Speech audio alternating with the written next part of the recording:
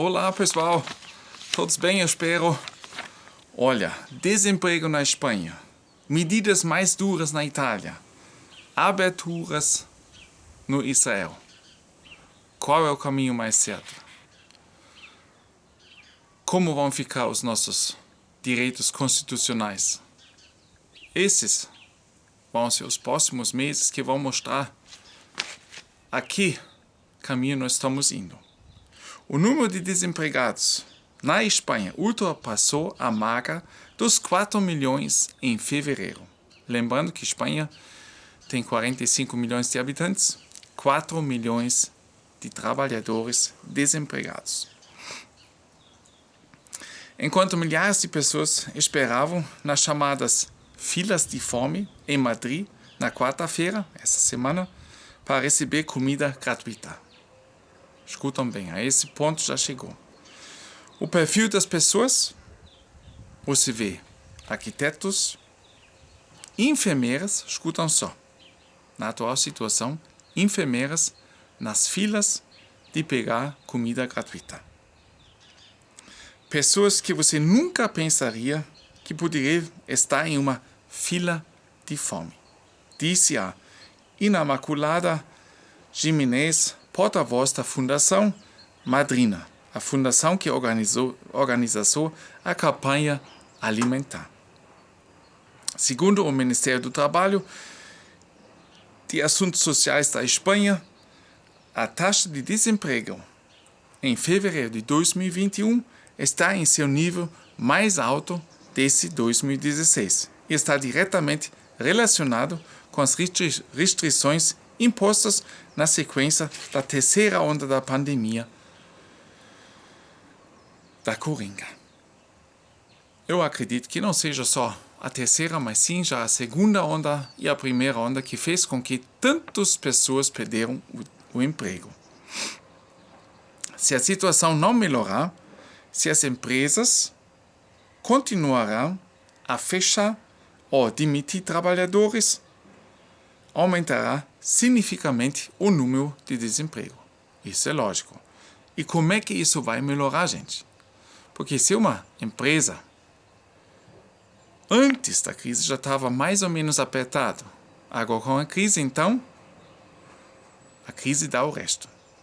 Se a firma antes da crise estava indo mais ou menos, razoavelmente bem, a crise está levando ele também para a falência.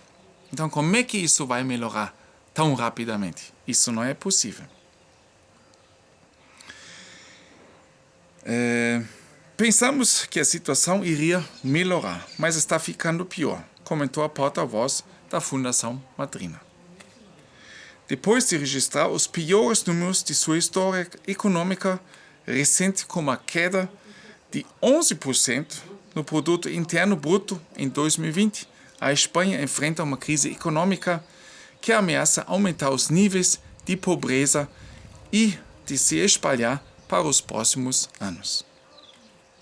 Desde o início da crise da Coringa, a Espanha relatou um total de 3.136.321 casos de Coringa e 70.247 mortos relacionados a uma população de cerca de 47 milhões de habitantes.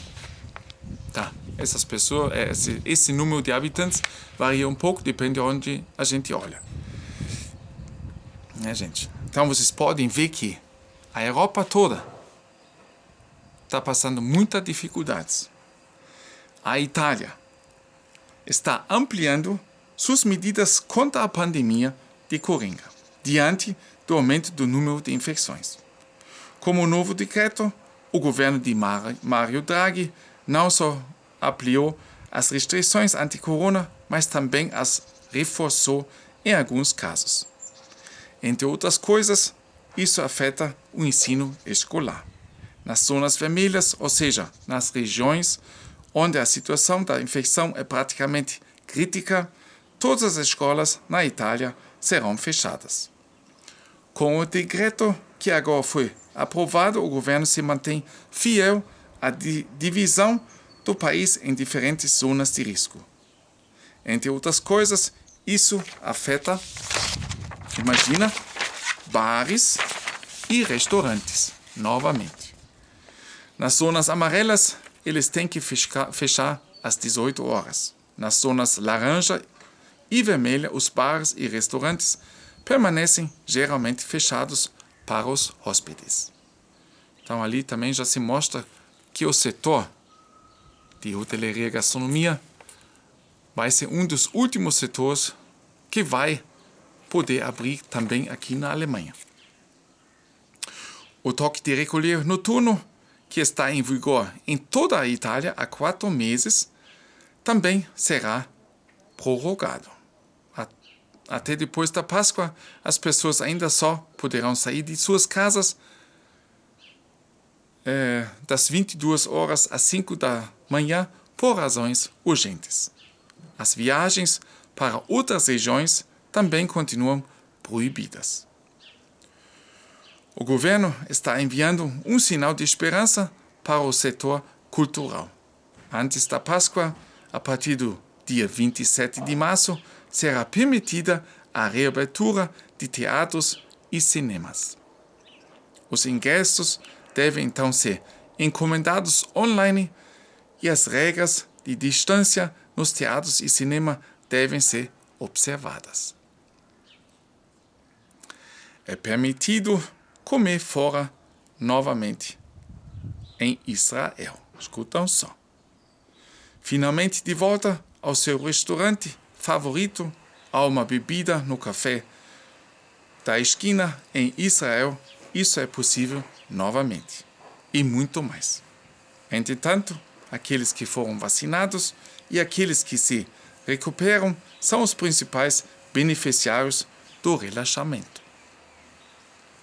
2 semanas após a introdução do chamado passe verde para pessoas vacinadas e convalescentes, novos relaxamentos de coringa entrarão em vigor em Israel. Restaurantes e cafés estão agora autorizados a reabrir sob certas condições. Assim, somente hóspedes com passaporte verde podem ser servidos dentro de casa. Os não vacinados só estão autorizados a sentar-se do lado de fora. Vocês estão notando, gente? O povo se dividindo em 2 classes, em vacinados e não vacinados. Salas de eventos e salas de jantar em hotéis também podem ser reabertos sob restrições, assim como os estádios esportivos para até 1.500 visitantes. As escolas médias também foram reabertas agora com o início da semana de trabalho israelense. Estudantes com passaportes verdes foram autorizados a retornar às suas faculdades. Os não vacinados ainda só podem seguir as aulas através de vídeo. Da mesma forma, as casas de culto que participam do chamado programa Passaporte Verde são autorizados a retomar o uso em até 50% de sua capacidade. As casas de culto que não são registrados para o programa estão sujeitas às restrições gerais da Assembleia de não mais de 20 pessoas dentro de casa, de 50 pessoas ao ar livre. E 50 pessoas ao ar livre. Certo? Então, culto que não estão sendo registrados nesse programa de passaporte verde podem ter dentro da sua casa, quer dizer, dentro da igreja, 20 pessoas e fazendo um culto fora até 50 pessoas. Então vocês podem ver bem esse povo que se separa, divide em 2 classes. Os vacinados e recuperados e os não vacinados, que cada vez vão ganhar aqueles que são vacinados ou recuperados mais direitos novamente. Esse então é o pensamento do futuro. Qual é o caminho certo? Né? Nós vamos a esse caminho do Israel, que a gente tem que receber um cartão para poder fazer coisas, e para os outros, os direitos constitucionais não existem mais, em parte, né? Essa semana, agora que passou, o chanceler da Áustria, ele foi até Israel falar com o primeiro-ministro, Netanyahu.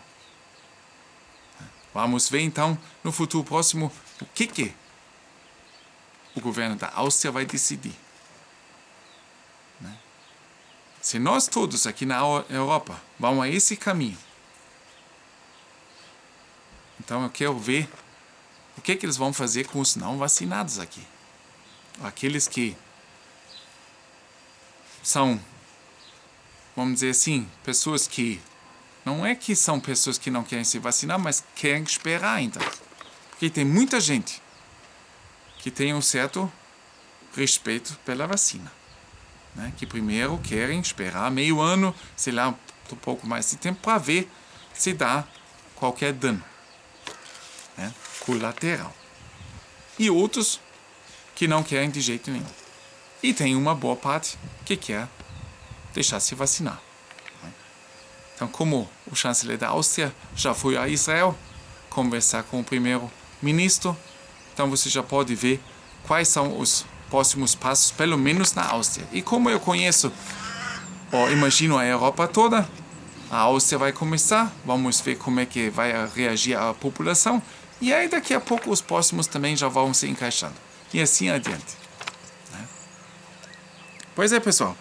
É isso aí. A gente se vê no próximo vídeo. Valeu!